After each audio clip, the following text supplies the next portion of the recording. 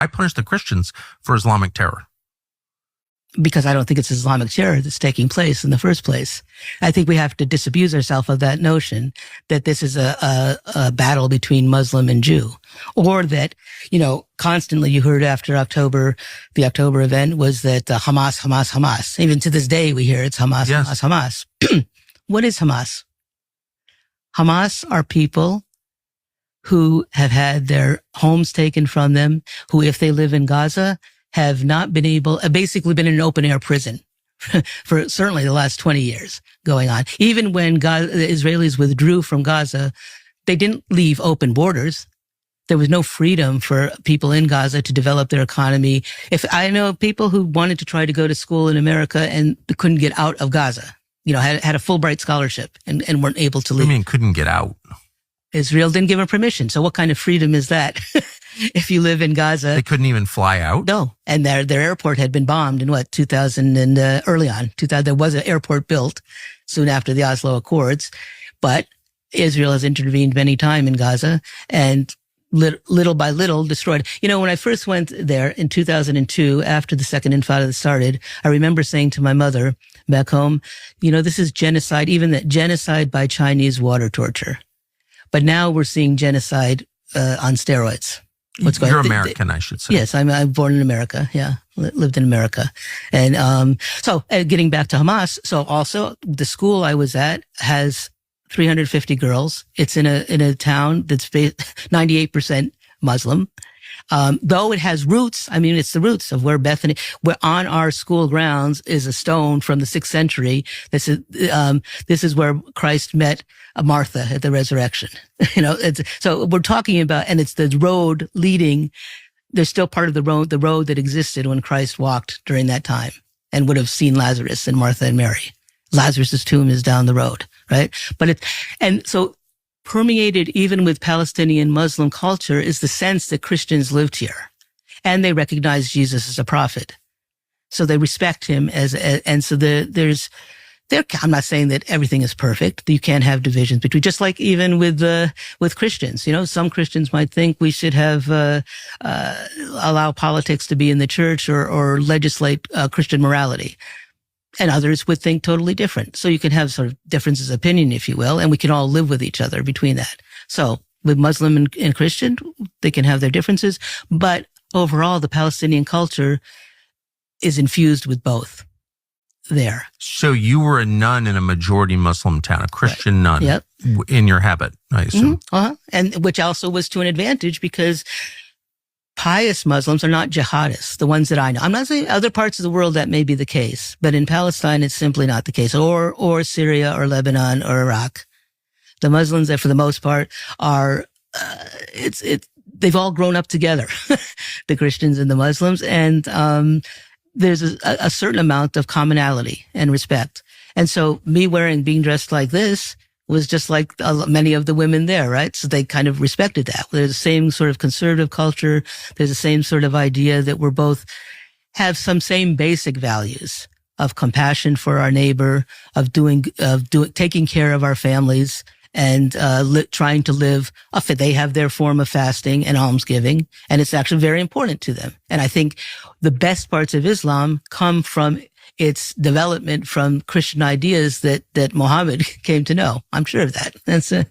You can sense it. This is a very different story from the one that we're told in the American media, that Christians are imperiled by Muslims in the Middle East.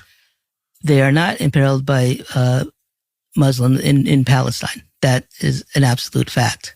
And that's just simply not the case. And again, going back to my school, in our school, we had icons, which are part of the Orthodox tradition, pictures of saints and crosses in every classroom. No problem with that. I could show you a photograph, I can't now, but of the graduates of the latest high school graduation. And, they're embracing the nuns there. They're dressed actually in a more secular way. And, it all So a lot of your students were Muslim? 98%. The only Christian of your students were Muslims? Yeah. And about half the teachers during the time I was there, some Muslim, some Christian. In a Christian school? Yes. And actually that's all throughout Palestine. The Orthodox is relatively small. We do have schools in many of the Palestinian towns, but also Catholic schools, Lutheran schools. And most of the population, most of the students are Muslims. Huh. And the beautiful thing about where the great danger is, if the Christians continue to diminish, a key part of Palestinian society and within Israel as well, you go to Nazareth, you'll see many Catholic-run hospitals, schools. And so it's a fabric, it's a part of the whole character. But I'm just still confused by the idea that the Christian population is declining under Israeli rule. Yeah. You would think just the opposite. What gives them what I observed from my time in Israel and going back every year is that they do not want any Palestinians there. So the majority of Christians in Israel and Palestine are Palestinian. So they have to leave too. What grieves me is that the Holocaust is a horrible, horrible thing that happened. People slaughtered fairly quickly. Sometimes the thought comes to me when I've driven between, there's a tunnel road that goes from Jerusalem to Bethlehem, and it's only for the settlers to go on down to the continued settlements that lead down further south in Israel to Hebron, or actually I shouldn't say Israel, into Palestine, other Palestinian territory. As you're going, that tunnel road has been carved out of land that belongs to people in Bethlehem and Bejala, which you're passing by on that tunnel road. So it's like a living death. How would you like to be a man? That was your grandfather's olive trees, but now it's controlled by Israel, and you're not even allowed to drive on that road. And on that very same road, I remember a poignant picture. There was a woman that worked at our convent, she was a nurse and took care of the nuns. And she had a home, a very typical stone Arab home, beautiful home with grapevines. I remember going to pick the grapes at the house. That is now they just confiscated the land. She fought it. She fought as long as she could to try to keep her property. And I remember passing by there some years, and there's slowly, new Israel homes are being built that look very different. And there's something that looks as if it, belongs to biblical Palestine. And so what I was getting at is that these people, they're dying as they're living. Because it's like, and I remember sitting at the home of one of those people in Bejala, and they had lived in the center of town. It was his father's home. And then he built a new one near the Talitha Kumi Lutheran school. And I literally was sitting with them one afternoon, and he gets a call from his brother. The Israelis are here. They're pulling up our olive trees, cutting them down on some of their land. And he ran over. He collected as many of the trees as he could. Military order. That's what it was. They just go and do it, even though it's not their land. And then military order, nothing you can do. They have jeeps and weapons. You're not going to stop them. But he was able to take some of those trees. This shows the resiliency, and the word is samud. It's like, it's a quiet persistence. This is our land, and we're going to stay here. And this man is a doctor who studied in Hungary. He took those olive trees, and they now are on a plot of land next to his new house and trying to grow. So it's like, I'm not sure what Israel is trying to do.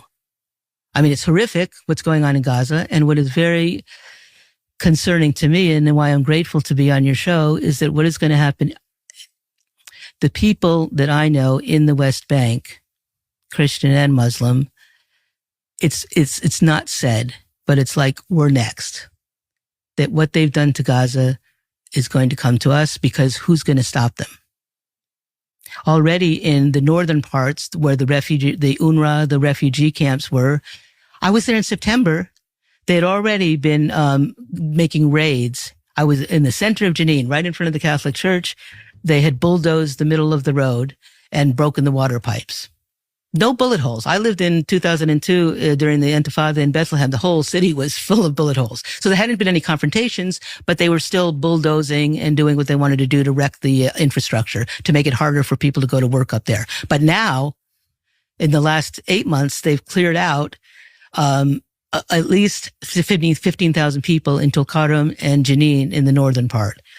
They're not in their homes. Do you hear those stories?